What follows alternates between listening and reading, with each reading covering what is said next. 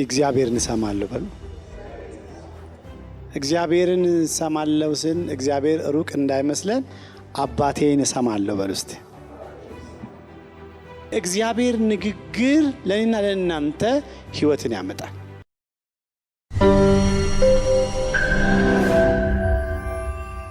መጽሐፍ ቅዱሳችንን ከባለፈው ከእሑድ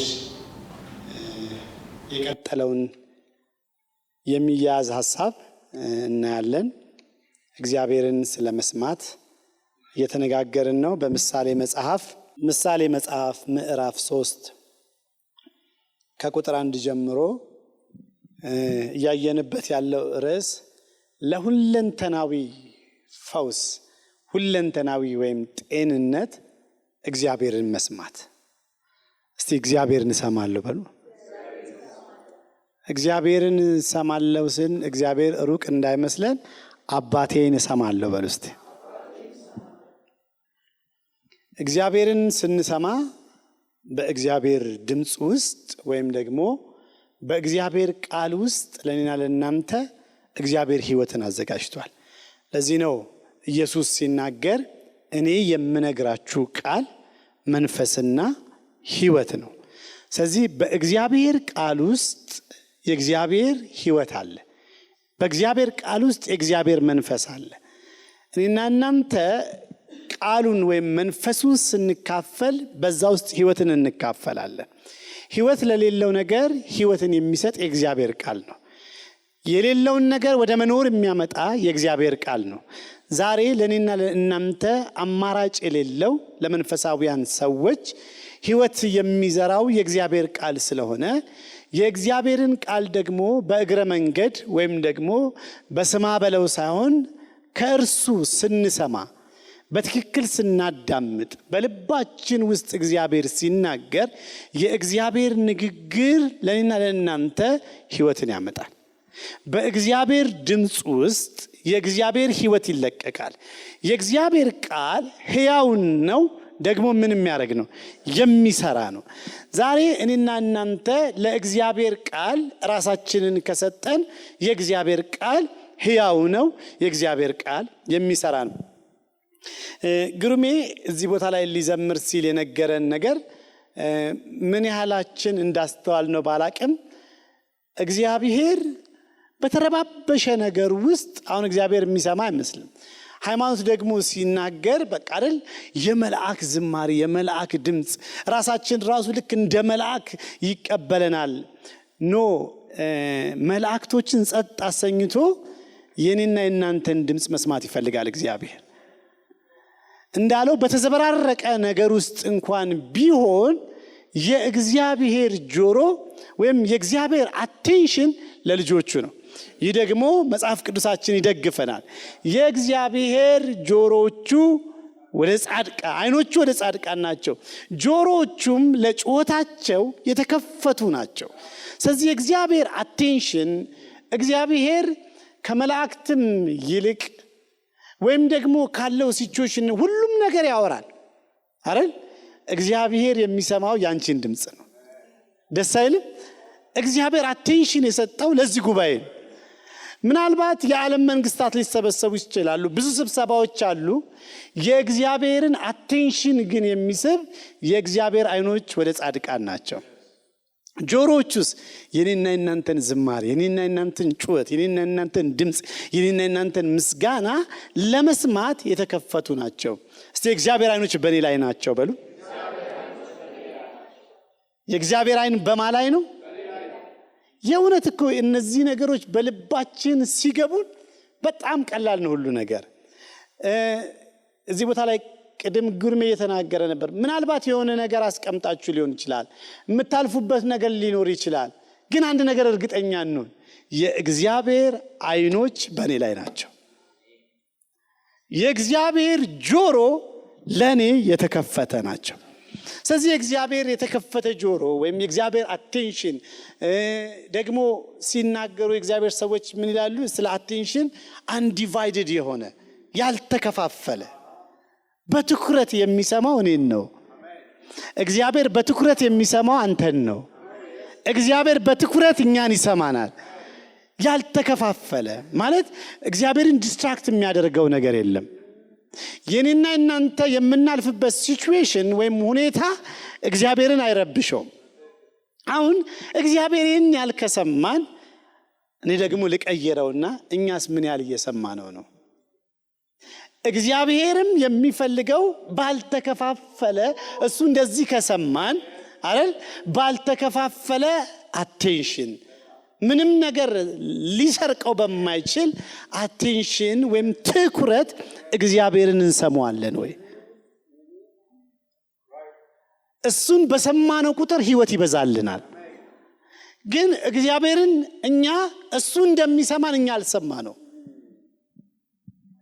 እሱ እንደሚጠነቀቅልን ወይም ደግሞ ለኛ ምስጋና ለኛ ያለው ነገር ጆሮቹን አዘም እንዳዘነበለ የኔና እናንተ ልብ ለእግዚአብሔር ምክር፣ ለእግዚአብሔር ፈቃድ፣ ለእግዚአብሔር ሐሳብ፣ ለእግዚአብሔር ቃል፣ ለእግዚአብሔር መንፈስ ምን አይነት ቦታ ነው የሰጠነው? ለዚህ ነው ርዕሱን ሲሰጠው ሁለንተናዊ ጤንነት ያለው በእግዚአብሔር ድምጽ ውስጥ ነው። ሁለንተናዊ ማንነታችን፣ መንፈሳችን፣ ነፍሳችን፣ ስጋችን፣ መንፈስ የሆነው ማንነታችን፣ ከዛ ነፍሳችን፣ ስጋችን፣ ሁለንተናችን።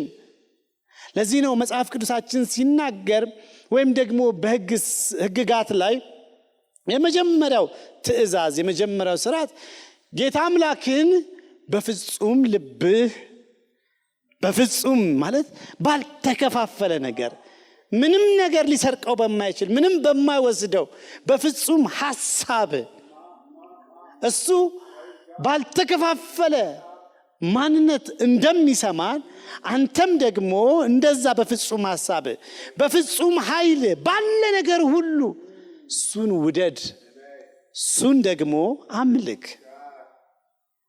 ባልተከፋፈለ ማንነት ባልተከፋፈለ ሐሳብ አባቴን እሰማዋለሁ።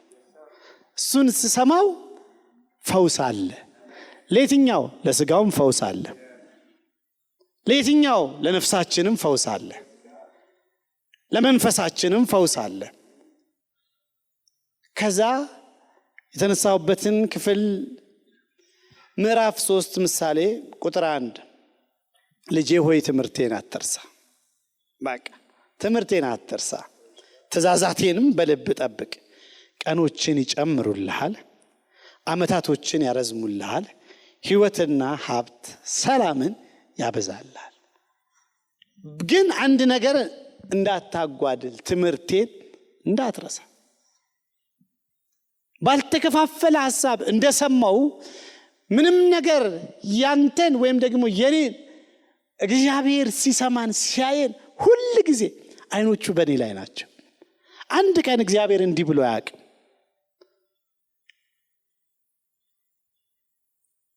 ለእርዳታ የሚጮውን ችግረኛውን ይሰማዋል። የእግዚአብሔር አይኖች ወደ ጻድቃን ናቸው። ፈከሱ እግዚአብሔር ባንቺ ላይ ነው፣ ባንተ ላይ ነው። ዛሬ ደግሞ የኔስ ፎከስ ምን ላይ ነው? እግዚአብሔር በመናልፍበት የችግሮቹን ቅድም በተናገረው ነገር በቃ በብዙ ነገር በማያምር ነገር ውስጥ ከሰማኝ እኔም ደግሞ በማያምር ነገር ውስጥ ሆኜ እሰማዋለሁ። የማያምር ነገር ማለት ምንድነው? ባለፈው እንደተነጋገርነው ሁሉ ነገር አቴንሽናችንን ሊወስድ ይናገራል። አካባቢ ይነግረናል። ሁሉ ነገር ድምጽ አለው። ጳውሎስን እንኳን አንድ ወቅት ላይ የሞትን ድምጽ ሰምተን ነበራል። ትሞታለህ የሚለው አንበሳው፣ ሃይማኖተኛው ሁሉ ነገር ድምጽ ያመጣል። ነገር ግን የመረጥነው ለመስማት የትኛውን ነው? ዛሬ እግዚአብሔር መስማት መርጫለሁ። ሌሎች ነገር ስለማይናገሩ አይደለም፣ ሁሉም ይናገራል፣ እግዚአብሔርም ይናገራል። ግን የሰማሁት እግዚአብሔርን የመረጥኩት እግዚአብሔርን መስማት ነው። ለምንድን ነው እግዚአብሔርን መስማት የመረጥኩት? እግዚአብሔርን መስማት ህይወት ነው። ህይወትን፣ ሰላምን፣ ብልጽግናን ያበዛልሃል።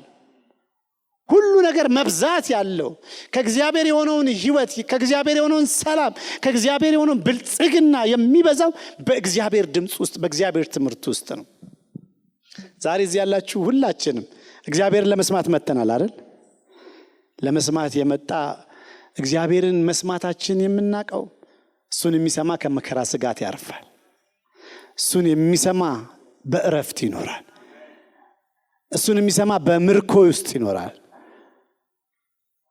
ምንም ነገር ሳይሰጋ ከመከራው ከአካባቢው ካለው ያለ ስጋት በእረፍት ይኖራል።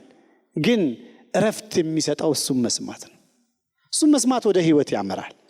እሱን መስማት የተትረፈረፈ ብልጽግና ይሰጣል። እሱን መስማት ከዛ እያልን ፍቅርና ታማኝነት ከቶ አይለይ። ቁጥር 3 በአንገት ዙሪያ ሰራቸው፣ በልብ ጽላት ላይ ጻፋቸው። በዚያን ጊዜ ሞገስና መልካም ስም ታገኛለህ፣ በእግዚአብሔርና በሰው ዘንድ ታገኛለህ። በፍጹም ልብ በእግዚአብሔር ታመን፣ በራስህ አስተያየት ማስተዋል ትደገፍ። በመንገድ ሁሉ እርሱን ወቅ፣ እርሱ ጎዳናን ያቀናላል። በራስህ አስተያየት ጠቢብ ነኝ አትበል፣ እግዚአብሔርን ፍራ፣ ከክፋትም ራቅ። ይህም ለሰውነት ጤንነት ለአጥንት ልምላሜ ይሆናል። የትኛው? እግዚአብሔርን መስማት። እንደምንም ብለን እግዚአብሔርን እንስማ። ዳዊትም አለ እግዚአብሔር ተናገረ፣ እኔም ይህንን 2 ጊዜ ሰማሁ። ስለዚህ ዛሬ እግዚአብሔርን መስማት እረፍት ያመጣል። እግዚአብሔርን በመስማት ውስጥ ድል አለ። እግዚአብሔርን በመስማት ውስጥ ምሪት አለ። እግዚአብሔርን በመስማት ውስጥ እረፍት አለ። እግዚአብሔርን በመስማት ውስጥ መረጋጋት አለ። እግዚአብሔርን በመስማት ውስጥ የኃይል መታደስ አለ። እግዚአብሔርን በመተማመን የሚጠባበቁ በሱ ድምፅ ውስጥ ያሉ ኃይላቸውን ሪስቶር ያደርጋሉ፣ ያድሳሉ። ሪስቶር ማድረግ ያለው በእግዚአብሔር ድምፅ ውስጥ ነው። ሕዝቅኤል ምዕራፍ 2 ላይ አንድ ክፍል እንመልከት። ትንቢተ ሕዝቅኤል ምዕራፍ 2 እርሱም የሰው ልጅ ሆይ ቁጥር 1 ተነስተ በእግር ቁም፣ እኔም እናገራለሁ አለኝ። እርሱም ሲናገር መንፈስ ወደ ውስጤ ገብቶ በእግሬ አቆመኝ፣ ሲናገረኝም ሰማሁት። ምናልባት ሕዝቅኤል በምን አይነት ሲቹዌሽን እንዳለ ባላውቅም፣ ነገር ግን እግዚአብሔር የሚናገረው ነገር ከሁኔታው ጋር ማሄድ ነው። ሕዝቅኤል የእግዚአብሔር መልእክተኛ ነው፣ የእግዚአብሔር ነብይ ነው። ስለዚህ በቃ ፍርስትሬት ባደረገበት ወይም ደግሞ እግዚአብሔር ሊያደርግ ያለውን ነገር ሲያማክረው ከሁኔታው ካለው ነገር ጋር ማሄድ ነገር ነው። ነገር ግን እግዚአብሔር እንደዚህ ያለ የሰው ልጅ ሆይ ተነስተ በእግር ቁም፣ እኔ እናገራለሁ። ይህንን ሰውዬ በእግሩ ያቆመው የእግዚአብሔር ንግግር ነው። ስለዚህ ልክ ሲናገረኝ አለ እኔ ደግሞ መንፈስ ገባብኝ አለ። መቆም በማልችልበት ሲቹዌሽን ውስጥ ነበርኩኝ። የሱ ንግግር ግን ገባና እኔን በእግር እንድቆም አደረገኝ። ፖዚሽኔን አስያዘኝ። የእግዚአብሔር ንግግር ዛሬም ከምናልፍበት ወይም ከተለያየ ከተበታተንበት ነገር ሊሆን ይችላል። ብቻ አንድ ነገር እርግጠኛ ሁኑ፣ እሱን ለመስማት ራሳችንን እናዘጋጅ። ልክ ሲናገረኝ መንፈስ ገባብኝ። ለምን? የእግዚአብሔር ቃል ወይም እኔ የምነግራችሁ ቃል ሕይወትም ነው መንፈስ ነው። የእግዚአብሔር ቃል ሕያውና የሚሰራ ነው። ለማን ነው ግን ሕያውና የሚሰራ? ለሚሰማው፣ ለሚሰሙት ፈውስ ነው። ለአጥንትም ጠገን ነው። ለሚሰሙት። ምን አይነት አሰማም? ለሚሰማ፣ በልብ እርግጠኝነት ለሚሰማው። አንድ ቀን ዮሐንስና ጴጥሮስ በአንድ ሰላም በምትባል ደጅ ወይም ደግሞ በቤተ መቅደስ አካባቢ ሲሄዱ የእግዚአብሔርን ነገር እየተናገሩ አንድ ሰውዬ ምጽዋት ሊጠይቃል አሉ።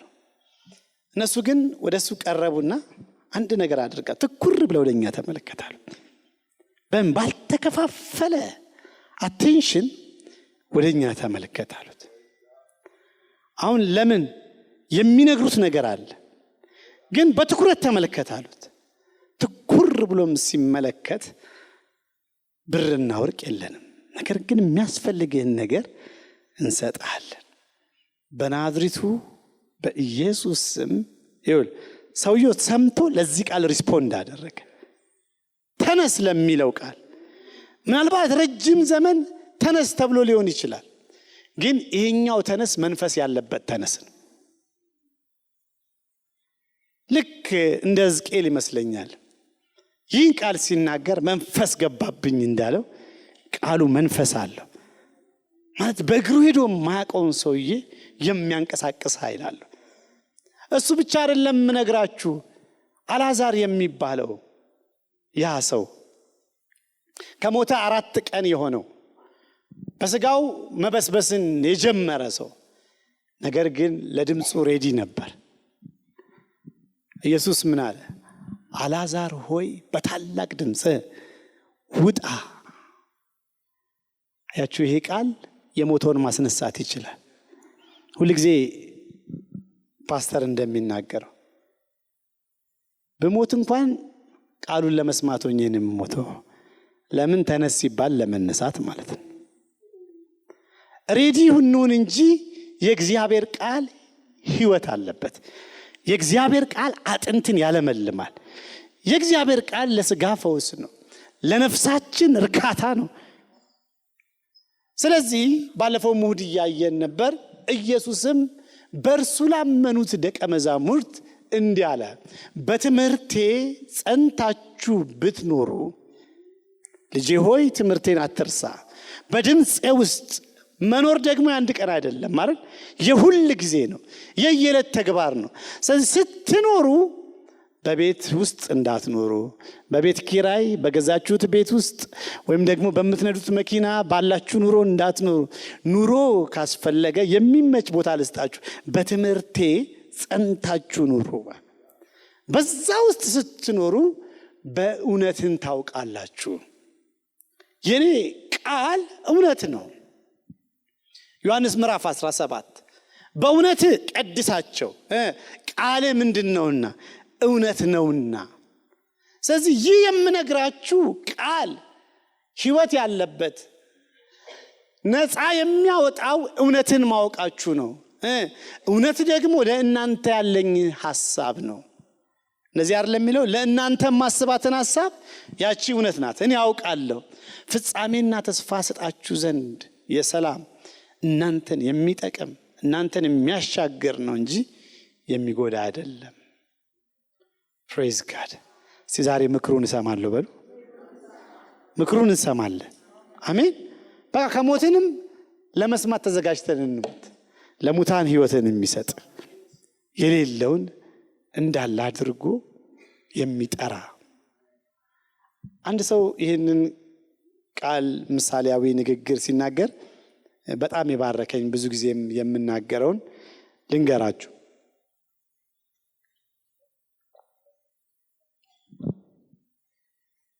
የሌለውን እንዳለ አድርጎ የሚጠራ የሚለውን አለ። ሁል ጊዜ ትዝ የሚለኝ ክፍል ውስጥ ሆነን ድሮ ትዝ ይላችኋል፣ በእንትን ነበር የሚጠራው። አንድ ቁጥር እንትናንትና ስንባል አቤት፣ እንትናንትና አቤት እያለ እስከ 100ም ተማሪ ካለ 70ም ካለ 70ውንም የክላስ እንትኑ ይጠራል። ከዛ አቤት እንላለን። የሌለው ሰው ደግሞ አልመጣም የለም እንላለን። እግዚአብሔር ቢሆን አልኩኝ አለ ይህንን ክፍል የሚጠራው 100 ምናምን ተማሪ ያለበት ክፍል ውስጥ ሳይሆን ባዶ ክፍል ይገባና አለ። ከዛ እኔ ሁል ጊዜ አንድ ቁጥር ነኝ፣ ስሜ አብዲሳ ስለሆነ አብዲሳ ወልደ ጊዮርጊስ ሲባል የለውም እኮ እሱ ሲጠራ ነው ወደ መኖር የምመጣው። የሌለው ወደ መኖር ያመጣል። ያለውን ነገር አይደለም የሚጠራው። ስለዚህ ባዶ ክፍል ይገባና እግዚአብሔር 100 ተማሪ ካለ 100ውንም ሲጠራቸው አቤት እያሉ ይመጣሉ። ለምን? ድምፁ የመፍጠር ወይም ደግሞ የሌለውን ወደ መኖር ያመጣል። ዛሬ እኛም ሕይወት ላይ የሌለውን ነገር ወደ መኖር የሚያመጣው የእግዚአብሔር ቃል ነው። ስለዚህ ልጄ ሆይ አዳምጠኝ፣ በደንብ ስማኝ። እኔን በመስማት ውስጥ እረፍት አለ። እሱኛን ባልተከፋፈለ ሐሳብ የሚሰማን ምንም አቴንሽኑን ምንም ነገር የማይሰርቀው ከሆነ ዛሬ እኔም የእግዚአብሔርን ድምፅ ምንም ነገር ሳይሰርቀኝ ምንም ነገር ሐሳቤን ሳይከፋፍል እሰማዋለሁ። የሰማሁት ነገር ሕይወትን ያመጣልኛል። ስለዚህ የሱን ቃል በሰማው ጊዜ መንፈስ ገባብኝ። እኔም የምነግራችሁ ቃል መንፈስም ነው ሕይወትም ነው። ቃሌ ሕያው ነው። ቃሌ የሚሰራ ነው። ኢሳይያስ ምዕራፍ 55 ስለ እግዚአብሔር ቃል እግዚአብሔር ስለተናገረው ነገር ራሱ ሲናገር በጣም የሚባርክ ክፍል አለ። ኢሳይያስ ምዕራፍ 55 ቁጥር 11 ላይ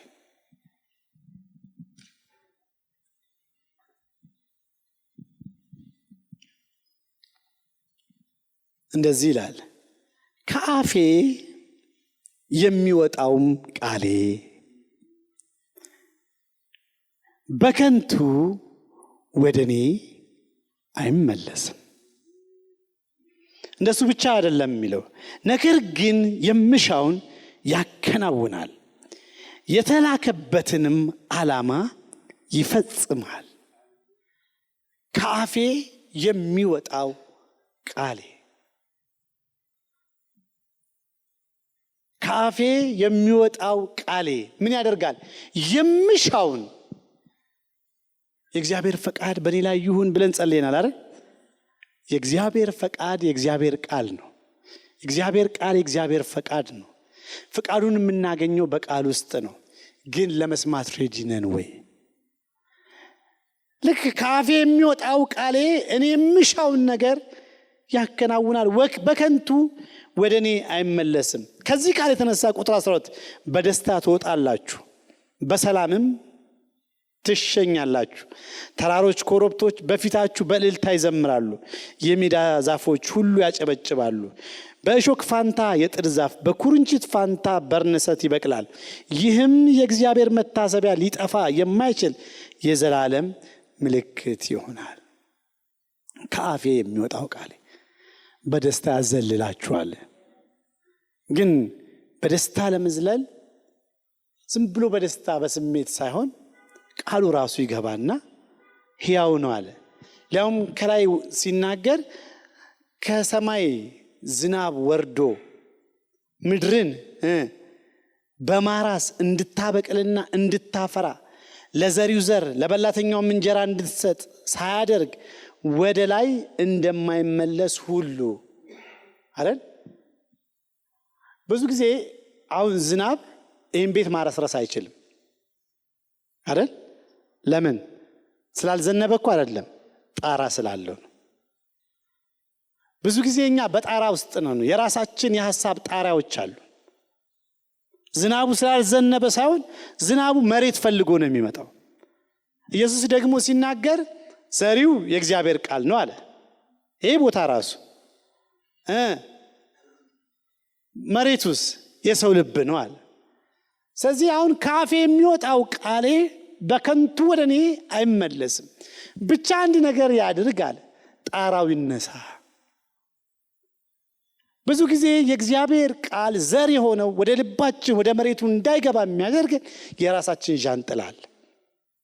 ምን አይነት የተለያየ ሐሳብ ይዘን ነው በእግዚአብሔር ቤት የምንቀመጠው? የተለያየ የራሳችን የምናወጣው። እግዚአብሔር ቢሆንስ፣ እግዚአብሔር ቢኖርማ፣ እግዚአብሔር እንደዚህ ቃሉ ቢሰራማ፣ የኔ ሁኔታ የኔ ሲቹዌሽን የሚሉት ነገሮች ምንድናቸው? እንደ ዣንጥላ ናቸው። ምንድናቸው? እንደ ጣራ ናቸው። ስለዚህ ያንን አልፎ አይመጣም። ነገር ግን መሬቱ እንደዚህ የተከፈተስ፣ ፕሬዝ ጋድ፣ ዘር የተዘጋጀለት ይህንን ቃል ለመቀበል የተዘጋጀስ፣ ልክ ዝናብ ከሰማይ ወርዶ ወደ ምድር የሚመጣው ለማራስ አይደለም ማለት ዘር እንድታበቅል ያደርጋታል። ፖቴንሻል አለዋል። የእግዚአብሔርን ቃል ዛሬ ይሰማሉ። እንዴት እንደሆነ አይታወቅም። ዘር ይዘራል። ከዛ በምንም ገበሬም እስካሁን እንዴት እንደሚበቅል እኮ አይገባው፣ እንደሚዘራ ነው እንጂ ምንም ሳይንስ። ከዛ ገባች ያቺ የሰናፍጭ ቅንጣት መሬት ውስጥ ገብታ እንዴት መሬት ጥሳ እንደምትወጣ ግንድ ሆና ከዛ በኋላ እንደምታበቅል፣ ስታበቅል ደግሞ 100 ፍሬ በአንድ ግንድ ላይ ስንት እንዳለ ሳይንስም ቴክኖሎጂም አይደርስበትም። በቃ ይሄኛው እዚህኛው ላይ በቆሎ 1000 እዚህ ላይ 1200 ምናምን አይልም። ለምን? ምላሹን የሚሰጠው ራሱ እግዚአብሔር ነው። ዛሬ እግዚአብሔር ቃል በእኔና በእናንተ ህይወት ውስጥ ዣንጥላችንን ብቻ አሽቀንጥረን እንጣል፣ የተጋረደውን ጣራው ያለበስነውን ነገር እንጣል እንጂ ያኛው ዘር የሆነ ዝናብ የሆነው ኃይል ያለው ወደና ወደ እናንተ ውስጥ ከመጣ ያረሰርሰናል። ለእግዚአብሔር ቃል ልባችንን ንክፈት። ለእግዚአብሔር ቃል ራሳችንን እንስጥ። ዝናብ ተመስሏል። ዝናብ መጥቶ እንደሚያረሰርስ ዛሬ በሰላሙ ያረሰርሰናል፣ በክብሩ ያረሰርሰናል፣ በደስታ ያረሰርሰናል፣ በህይወት ያረሰርሰናል። ቃሉ ያልተሸከመው ነገር የለም። ቃሉ የእግዚአብሔርን ኃይል ይዟል። ለዚህ ነው ስለ ቃል የገባው የዓመቱ አለቃ አንተ በኔ ቤት ደጅ ልትገባ አይገባም፣ ከጣሪያ በታች ልትሆን አይገባም፣ ነገር ግን አንድ ነገር ነው አለ፣ ቃልህን ብቻ ላክ አለ። ያ ቃል ሲላክ ኢየሱስ በጣም የተገረመው ምን አይነት የገባው የቃል ኦቶሪቲ፣ ምን አይነት ዝግጅት ነው። ቃሉ የሞተ ይሰማዋል፣ ቃሉ የታመመ ይሰማዋል፣ ቃሉ የተሰበረ ይሰማዋል። እሱ ብቻ ቃል ይናገራል። በለስ ይሰማዋል፣ ግዑዝ ድንጋይም ይሰማዋል። ምንም ብቻ ቃል ይናገር። እኔና እናንተ ለመስማት የተዘጋጀን ከሆነ ዛሬ የእግዚአብሔር ቃል ያጽናናናል፣ የእግዚአብሔር ቃል ያረሰርሰናል። ድምፁ ይመጣል። እንዴት እንደሆነ አታውቅም፣ ብቻ ተነስ ይልሃል። ከተቀመጥንበት 38 ዓመት ከፈጀ ምን ከፈጀው ብቻ ቃሉ ተነስ ይበል። እኔና እናንተም ቃሉን ለመስማት ብቻ ሬዲ እንሆን። ያኛው 38 ዓመት እኮ አይደል ምንም የመሄድ ኤክስፒሪየንስ የሌለው ግን የመስማት ኤክስፒሪየንስ አለው። ተነስተ አልጋን ተሸክም ሲባል ኢየሱስ ስለተናገረው ብቻ አይደለም፣ እሱ ስለታዘዘው ነው። ምክንያቱም ኢየሱስ ወደ ብዙ ከተሞች ገብቶ ብዙ ታምራት ማድረግ አልቻለም።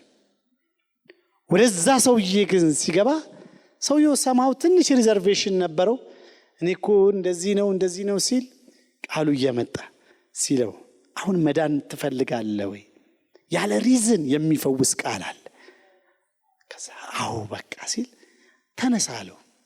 መነሳት ብቻ አይደለም ማለት አልጋን ተሸክም፣ መሸከም ብቻ አይደለም፣ ሂድ ወደ ከተማው።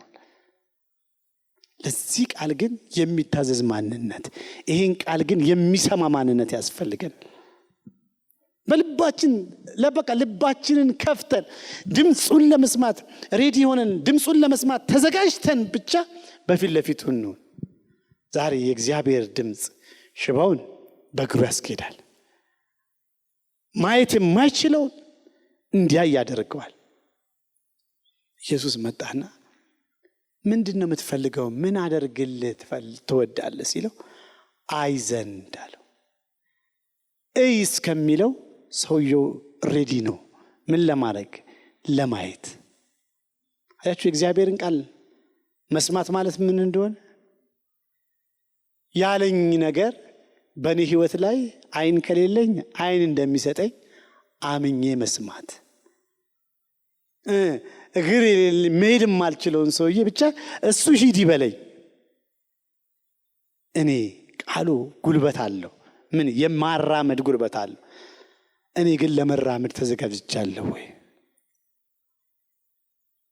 በብዙ መንገድ ብዙዎች ያልፋሉ፣ ግን ፈውስን ይህንን ከኢየሱስ የሆነውን ነገር የተቀበሉ ግን እሱን ለመስማት የተዘጋጁ ናቸው። ሂድ ካለኝ እሄዳለሁ፣ በኋላ ተራመድ ካለኝ እራመዳለሁ የሚል በእንደዛ አይነት አሰማም እንሰማው ዘንድ እግዚአብሔር ይፈልጋል። እሱን መስማት ህይወት ነው። እሱን መስማት ክብር ነው። እሱን መስማት ሰላም ነው። በቃ እሱን መስማት፣ እሱ ደግሞ በተዘጋጀነው ልክ ይናገረናል። እግዚአብሔር ስላልተናገረ ሳይሆን እኛ ስላልሰማን ነው። እግዚአብሔር በዘመናት መካከል ዝም ብሎ አያውቅም። እግዚአብሔር በዘመናት መካከል ይናገራል። ሰው ነው እግዚአብሔር ሲናገር የሚሰማ አለ፣ ሰምቶም ይታዘዛል፣ የሚያስተውላል። ስለዚህ እግዚአብሔር ደግሞ ሰማችሁ የሚለን በጆሮአችን ስንሰማው አይደለም፣ የሰማነውን ስናደርግ ነው። ይህ ቃሌን ሰምቶ የሚያደርገው ሰው ቤቱን በአለት ላይ የመሰረተ ይመስላል። ቃሌን ሰምቶ የማያደርገው ደግሞ አልሰማም። ስለዚህ ዛሬ እግዚአብሔርን ቃል እንሰማለን፣ እናደርጋለን። የኔን ስብከት አይደለም ያልኳችሁ፣ የእግዚአብሔር ቃል፣ የእግዚአብሔር ድምፅ። አሁን እየጸለይን እያለ መንፈስ ቅዱስ ይናገረናል። በዚህ ቃል ውስጥም እግዚአብሔር እየተናገራችሁ እንደሆነ እርግጠኛ ነኝ። ስለዚህ በምንድን ነው መታዘዝ ያለብኝ? ምንድን ነው ማድረግ ያለብኝ? በምንድን ነው ስትሬች ማድረግ ያለብኝ? እግዚአብሔር ይናገራል፣ እኔ እሰማለሁ። እኔ ሰማሁ የሚባለው ሳደርገው ነው። ሃሌሉያ።